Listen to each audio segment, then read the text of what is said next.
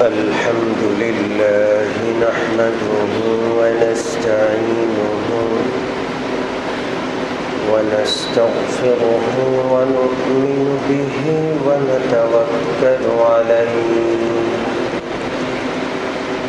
ونعوذ بالله من شرور أنفسنا ومن سيئات أعمالنا من يهده الله فلا مضل له ومن يضلله فلا هادي له ونشهد أن لا إله إلا الله ونشهد أن سيدنا ومولانا محمدا عبده ورسوله أرسله إلى كافة الناس بشيرا ونذيرا وداعيا إلى الله بإذنه وسراجا منيرا وصلى الله تعالى على خير خلقه محمد وآله وأصحابه وبارك وسلم تسليما كثيرا كثيرا أما بعد فقد قال الله سبحانه وتعالى بعد أعوذ بالله من الشيطان الرجيم بسم الله الرحمن الرحيم إن عدة الشهور عند الله 12 شهرا في كتاب الله يوم خلق السماوات والأرض منها 4 حرم ذلك الدين القيم فلا تظلموا فيهن أنفسكم وقاتلوا المشركين كافة كما يقاتلونكم كافة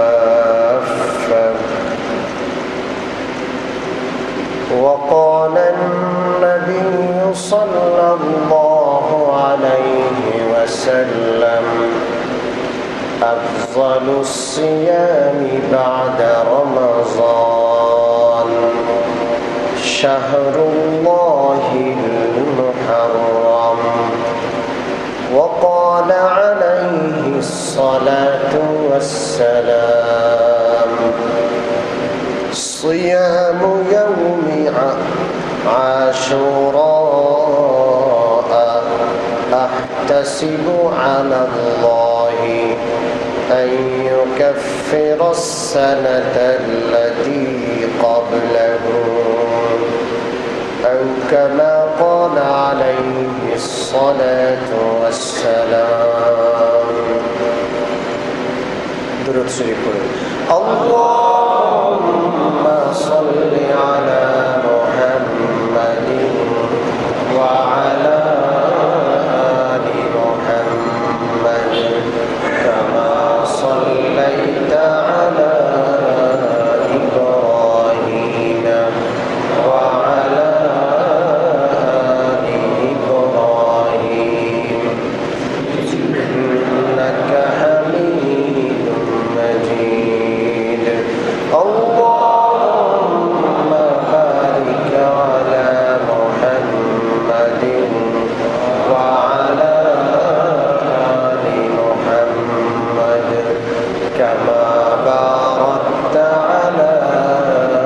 إبراهيم وعلى آل إبراهيم إنك حميد مجيد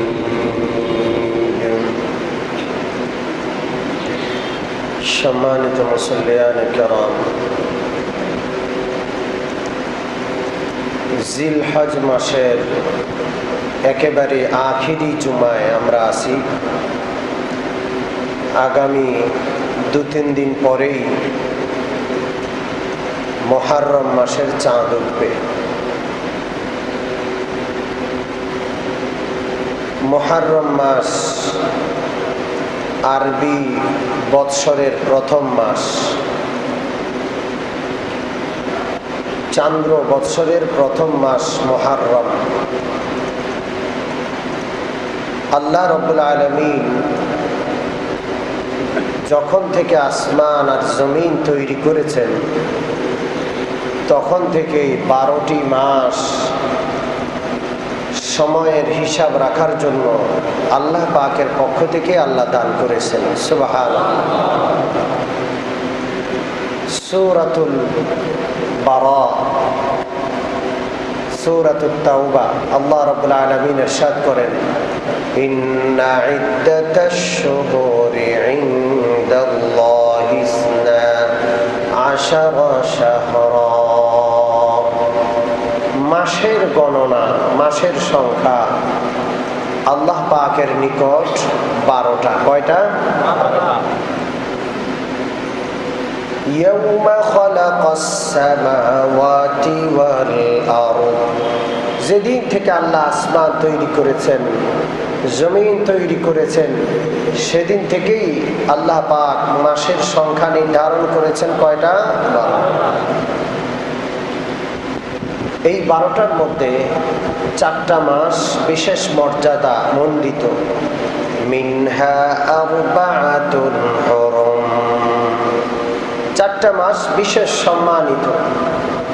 এই 4টা মাসকে বিশেষ সম্মান দান করেছেন আল্লাহ রাব্বুল আলামিন। কে? আল্লাহ। এই আয়াতে যেই 4 মাসের প্রতি ইশারা করা হয়েছে সেই 4 মাস হলো শাওয়াল, জিলকাদ, ভুল হয়েছে, জিলকাদ, জিলহজ, মুহররম, এই 3 মাস, আর রজব মাস। মোট কয় মাস? 4 মাস। জিলকাদ, জিলহজ, মুহররম, রজব, মোট কয়টা মাস? 4 মাস। এই 4 মাসকে আল্লাহ বিশেষ সম্মান দিয়েছেন। কেউ যদি প্রশ্ন করে, হুজুর আমরা তো জানি রমজান মাস সর্বশ্রেষ্ঠ মাস, রমজান মাসের মর্যাদা সবচাইতে বেশি। হ্যাঁ, এটা ঠিক আছে। এই 4 মাসের চেয়েও রমজান মাসের মর্যাদা আল্লাহর কাছে অনেক বেশি। সেটা অন্য আয়াত দ্বারা প্রমাণিত। শাহরু রমাদান আল্লাযী উনজিলা ফীহিল কুরআন, রমজান মাসে আল্লাহ কোরআন নাযিল করেছেন। রমজান মাসে আল্লাহ পাক রোজা দান করেছেন। যখন মুহররম মাসের মর্যাদা, তখন রমজান মাসের মর্যাদা এতটা ছিল না, কারণ তখনও রমজান মাসের রোজা আল্লাহ দান করেন নাই। রমজান মাসের রোজা দান করার পর, রমজান মাসে কোরআন অবতীর্ণ হওয়ার পর রমজান মাসের মর্যাদা সবচাইতে বেশি। এই 4টা মাস, রমজান মাস ব্যতীত যে 4টা মাসের আলোচনা হচ্ছে, ইসলাম পূর্ব সময়েও, ইসলামের আগের যুগেও এই 4টা মাস মর্যাদা সম্বলিত ছিল। তো ইসলামের মধ্যেও এর মর্যাদা আছে, তবে রমজানের পরে। কিসের পরে? সম্মানিত মুসল্লিয়ানে কেরাম, যেহেতু নববর্ষ শুরু হবে, আরবি নববর্ষ, আর ইংরেজি নববর্ষ, বাংলা নববর্ষ শুরুর আগে বহু ঢাক ঢোল পিটানো হয়, কিন্তু আরবি নববর্ষ যে শুরু হবে কেউ জানেই না। পৃথিবীতে 150 কোটি মুসলমান, খুব অল্প সংখ্যক মুসলমানের খবর আছে যে এটা জিলহজ মাস শেষ হচ্ছে আজকে 27 তারিখ, আর 2-3 দিন পরেই চাঁদ উঠবে, মুহররম মাস শুরু হবে, আরবি বৎসর নতুনভাবে শুরু হবে। আরবি বৎসর, আরবি মাস সম্পর্কে আমাদের উদাসীনতা চরম পর্যায়ের, ক্ষমাহীন পর্যায়ের। আমরা আরবি মাসও জানি না, তারিখও জানি না, সনও জানি না, কিচ্ছু জানি না। আজকে যে জিলহজ মাসের 27 তারিখ, অনেকেই জানি না। আরবি 12টা মাসের নাম আমার মনে হয় এই পুরা এত বড় মজলিসে মাদ্রাসার তালেব ইলম আছেন, অনেক আলেম ওলামা আছেন, তারা হয়তো জানবেন। একেবারে সাধারণ মানুষ আরবি 12টা মাসের নাম বলতে পারবো এমন লোকের সংখ্যা আমার মনে হয় খুবই কম। বড়ই আফসোস, ছোট্ট ছোট্ট বাচ্চারাও জানুয়ারি ফেব্রুয়ারি 12টা মাসের নাম জানে। এই মাস সেপ্টেম্বর মাস, আজকে 30 তারিখ, এটা জানে না এমন লোক একজনও নাই। কিন্তু আরবি মাসটার প্রতি এত উদাসীনতা কেন? সম্মানিত মুসল্লিয়ানে কেরাম, আরবি বৎসরের ইতিহাস আমি আপনাদেরকে শোনাবো। আগেও শুনিয়েছি, বারবার শুনলে মনে থাকবে এবং ঈমান তাজা করা দরকার। ঠিক কি ঠিক না? প্রথমে আমি গুরুত্বটা বলি। আরবি মাসের হিসাব রাখা ফরজ, তবে ফরজে কেফায়া। জানাজার নামাজ পড়া ফরজে কেফায়া। কেউ মারা গেল, এলাকার কিছু লোক তার দাফন কাফনের ব্যবস্থা করলো, জানাজার নামাজ পড়লো, বাকিদের পক্ষ থেকে ফরজ আদায় হয়ে যাবে।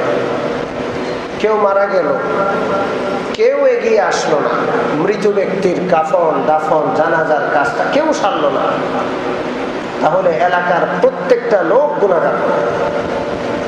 কিছু লোক আদায় করলে বাকিদের উপর থেকে যেই ফরজ আদায় হয়ে যায় সেটাকে কি বলা হয়? ফরজে কেফায়া। আরবি মাসের, আরবি তারিখের হিসাব রাখা ফরজে কেফায়া। যদি কোনো এলাকার কেউ আরবি মাস, আরবি তারিখের হিসাব না রাখে, তো এলাকার প্রত্যেকটা অধিবাসী গুনাহগার হবে।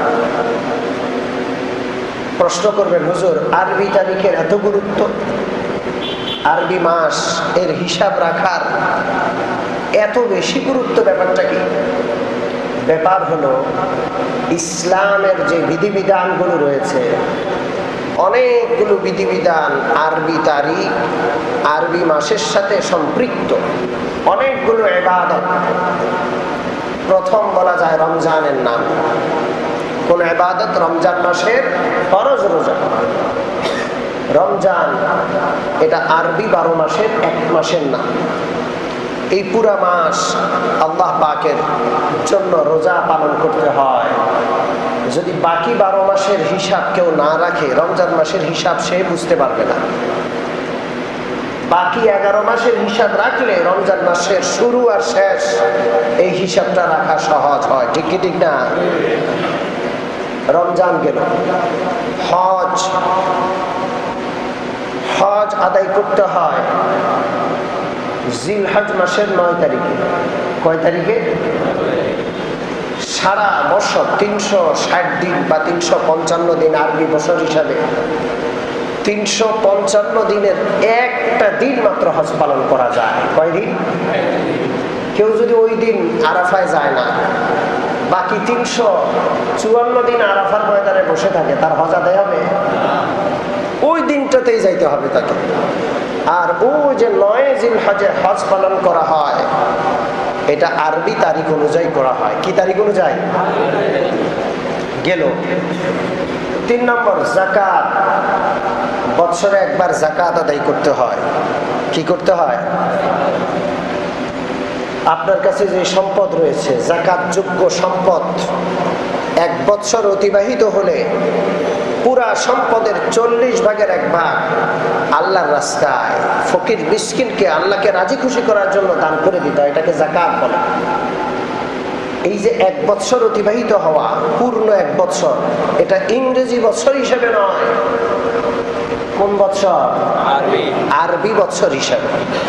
ইংরেজি বৎসর অনুযায়ী যাকাত দেন, আপনার যাকাত পরিপূর্ণভাবে আদায় হয় না। আরবি বৎসর অনুযায়ী যাকাত দিতে হবে। তাহলে লক্ষ্য করুন, ইসলামের যে 5টা স্তম্ভ, কালিমা, নামাজ, রোজা, হজ, যাকাত, 5টার মধ্যে 3টা ইবাদত, 3টা ইসলামের স্তম্ভর ইবাদত চান্দ্র বৎসরের সাথে, আরবি বৎসরের সাথে, হিজরি সনের সাথে সম্পৃক্ত। এরপরে ঈদ উল ফিতর শাওয়াল মাসের 1 তারিখ হবে। কোন মাসের কত তারিখ? 1 শাওয়াল। রমজান শেষ, শাওয়াল মাসের 1ম তারিখে গিয়ে ঈদ উল ফিতর আরবি মাস অনুযায়ী। ঈদ উল আজহা জিলহজ মাসের 10 তারিখে। এই যে কিছুদিন আগে আমরা ঈদ উল আজহা পালন করলাম, কোন দিন? জিলহজ মাসের 10 তারিখ। উভয় ঈদ আরবি মাস অনুযায়ী পালন করতে হবে। শবে বরাত আরবি মাস অনুযায়ী 15ই শাবান। শবে কদর আরবি মাস অনুযায়ী কবে? রমজান মাসের শেষ দশক, বেজোড় রাত্রিগুলো, এর মধ্যে 27 রাত গুরুত্বপূর্ণ। এইভাবে ইসলামের অসংখ্য ইবাদত। 10 মুহররম সামনে আসছে, এই দিন রোজা রাখারও অনেক ফজিলত।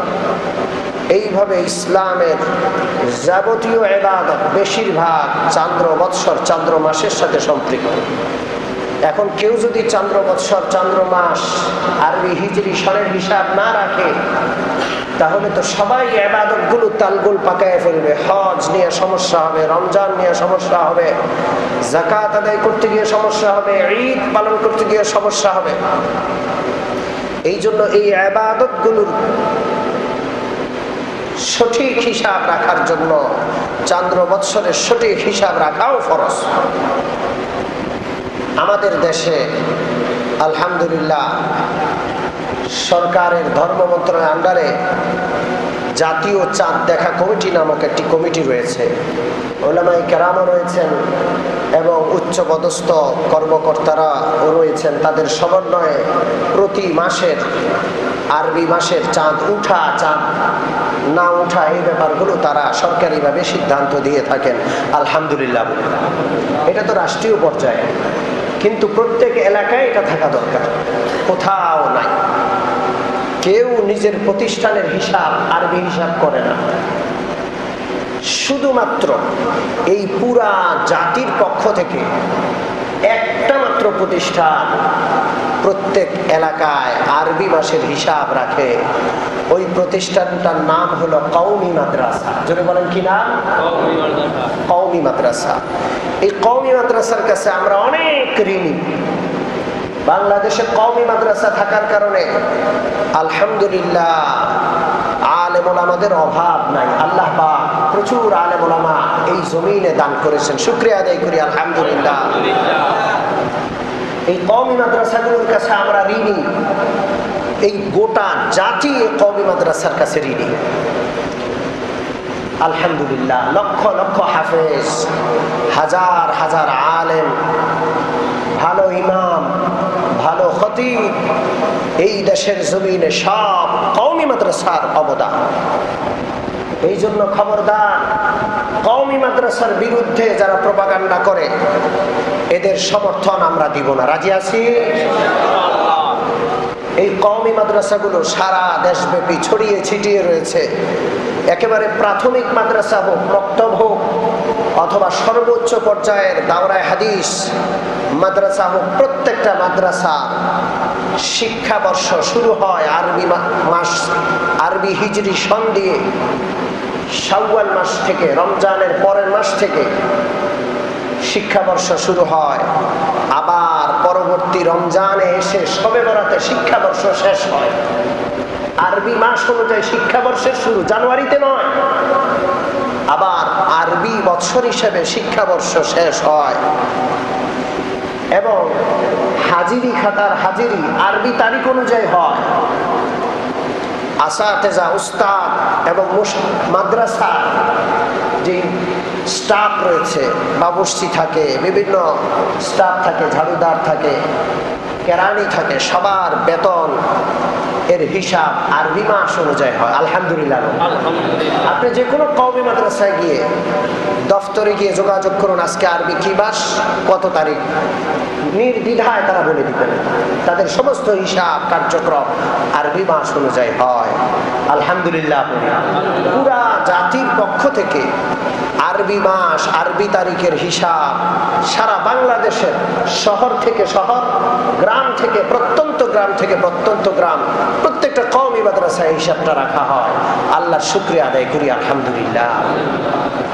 সম্মানিত মুসল্লিয়ানে কেরাম, যারা ইসলামের শত্রু, যারা কোটি কোটি টাকা বাজেট করে পৃথিবীর বড় বড় দেশে, শক্তিশালী দেশগুলোতে বসে কলকাঠি নাড়ছে, রশি টানছে, তারা জানে যে কওমি মাদ্রাসাগুলো যতদিন আসে সলিড কোরআনে পাকের শিক্ষা, সলিড হাদিসে পাকের শিক্ষা, নির্ভেজাল, একেবারে নির্ভেজাল, সরাসরি কোরআনে পাক, সরাসরি হাদিসে পাকের শিক্ষা এই কওমি মাদ্রাসাগুলোতে হচ্ছে। বাংলার জমিনে, এই উপমহাদেশে যতদিনে কওমি মাদ্রাসাগুলো থাকবে, এই জাতিকে বিভ্রান্ত করা সম্ভব হবে না। এই জন্য বিভিন্ন ধোঁয়া তুলে, জঙ্গিবাদের ধোঁয়া তুলে, আরো বিভিন্ন প্রকারের ধোঁয়া তুলে কওমি মাদ্রাসাগুলোর উপর বিভিন্ন অপবাদ চাপানোর অপচেষ্টা করবে।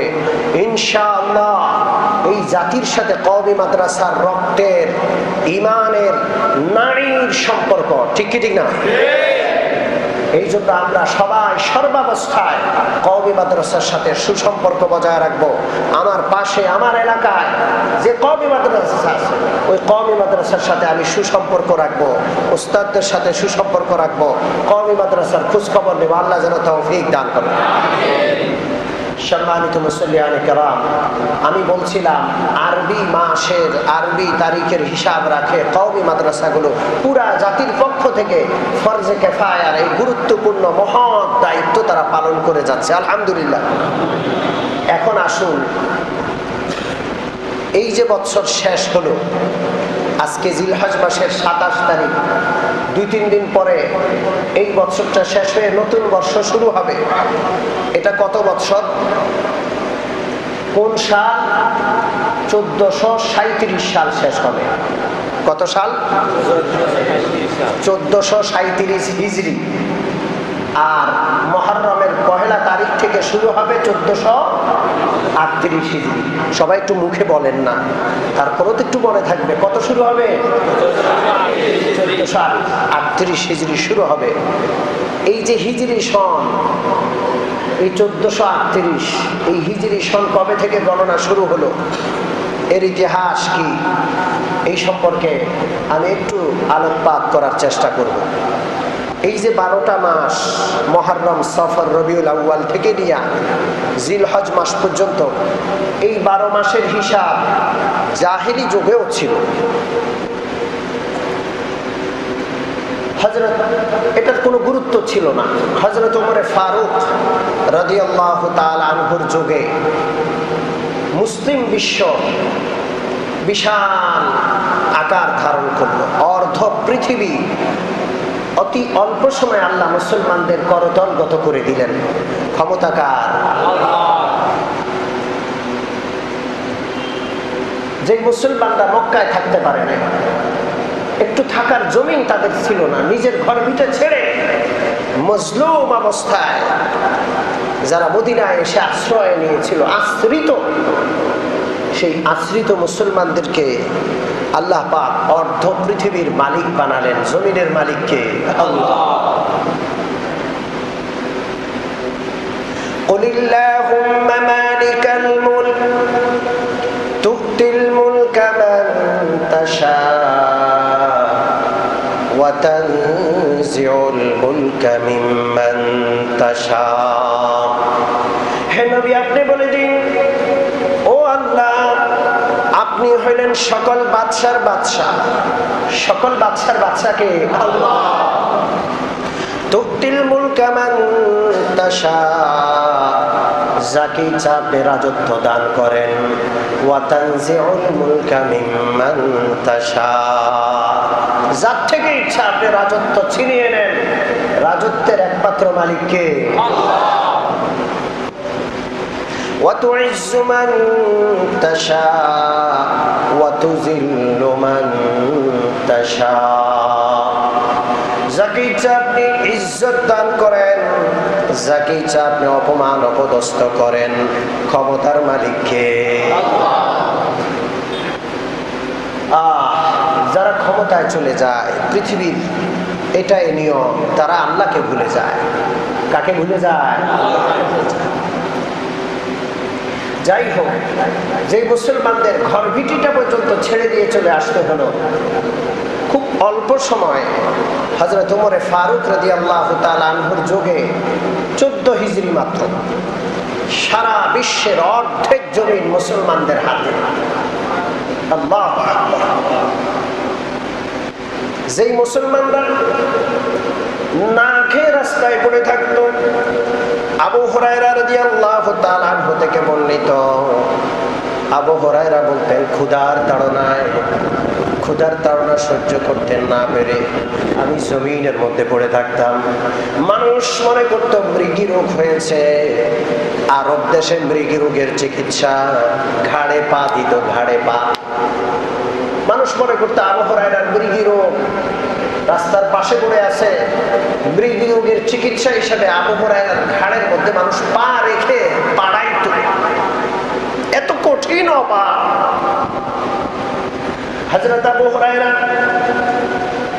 দাঁড়িয়ে আছেন রাস্তায়, ক্ষুধা সহ্য হয় না। হযরত আবু বকর আসেন, আবু বকরকে একটা মাসলা জিজ্ঞাসা করেন।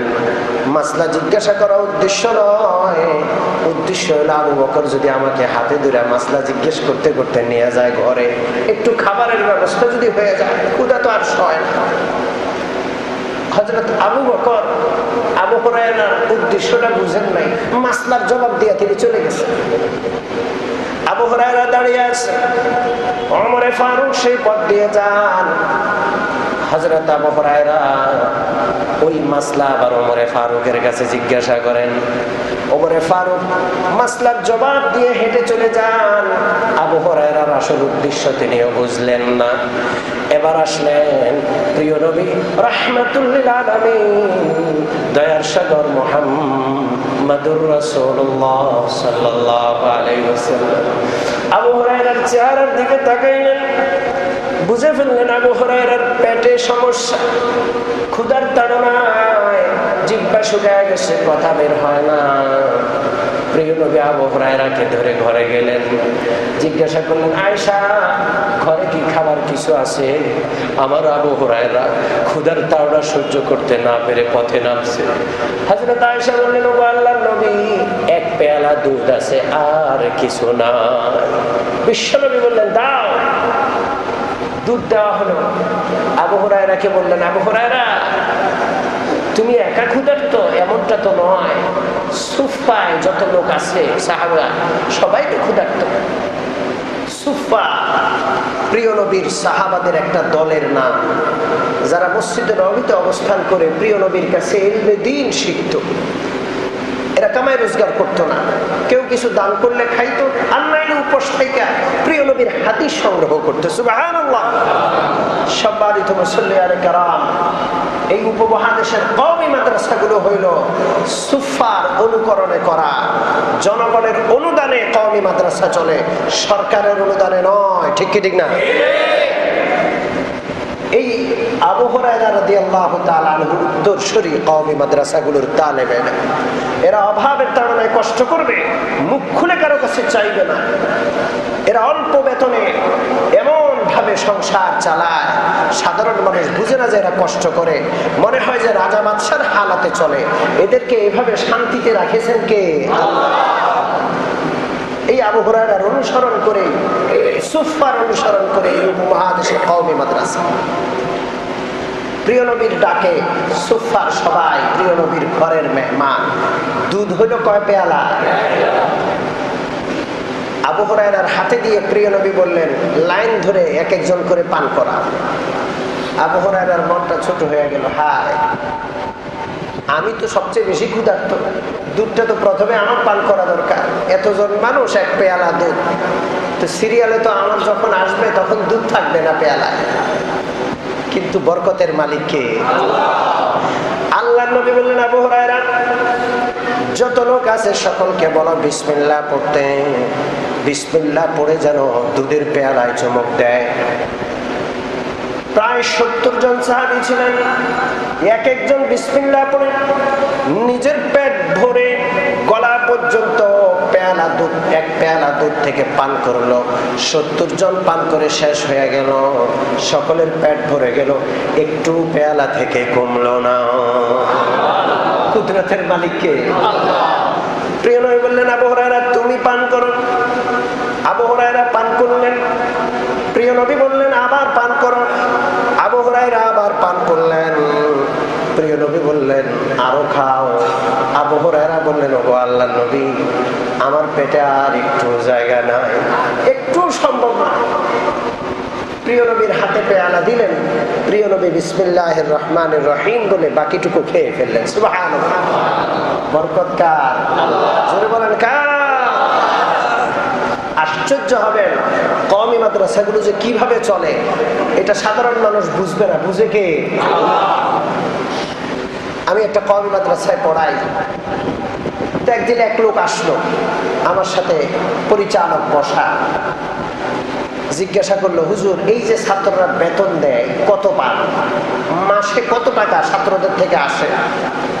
হুজুর বললেন, বহু কষ্টে 70,000 বা 80,000 টাকা আসে। তখন ওই লোকটা জিজ্ঞাসা করলো, হুজুর মাসে খরচ কত আপনার স্টাফ বা উত্তরায় বাড়ি ভাড়া?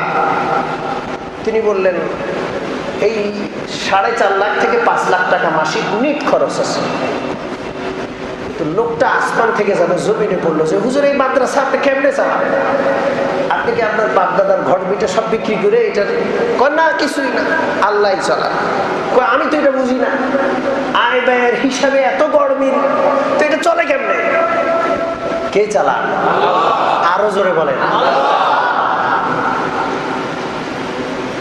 ইউরিদুনা লিইউতফিউ নূরাল্লাহি বিআফওয়াহিহিম ওয়াল্লাহু মুতিম্মু নূরিহি ওয়ালাউ কারিহাল কাফিরুন। আল্লাহ রাব্বুল আলামিন বলেন, কাফের মুশরিক ইসলামের দুশমনরা মুখের ফুৎকার দিয়ে আমার আলো নিভিয়ে দিতে চায়। আমার কোরআনের আলো, হাদিসের আলো, শরীয়তের আলো, দিন শরীয়তকে নিভিয়ে দিতে চায়। আমার দিন আর শরীয়তের আলো, কোরআনের আলো মুখের ফুৎকার দিয়ে নিভাইতে পারবে না, কারণ এটা প্রজ্বলিত করেছেন কে? আল্লাহ। चरागे रागे इज्जत बर फरोजत, चरागे रागे इज्जत बर फरोजत, हरा कसदम जनदरे शश बसोजत, हरा कसदम जनदरे शश बसोजत। যেই চেরাগ খুদ আল্লাহ পাক জ্বালিয়েছেন, ওইটাতে কেউ ফুৎকার দিলে চেরাগ নিভবে না, চেরাগের আগুনে তার মুখ ঝলসে যাবে, ঠিক কিনা?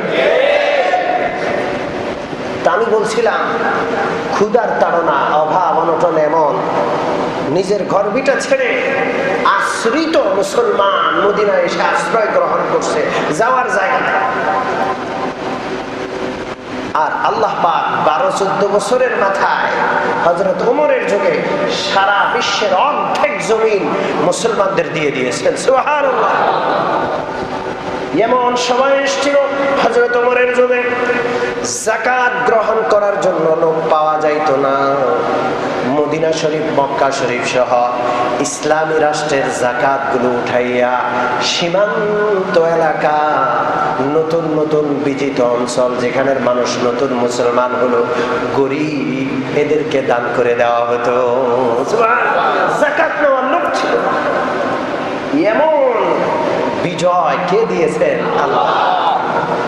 তো হিজরি সন 14 হযরত ওমর ফারুক রাদিয়াল্লাহু তাআলা আনহুর পক্ষ থেকে হযরত আবু মুসা আশআরী রাদিয়াল্লাহু তাআলা আনহু, মিশরের গভর্নর,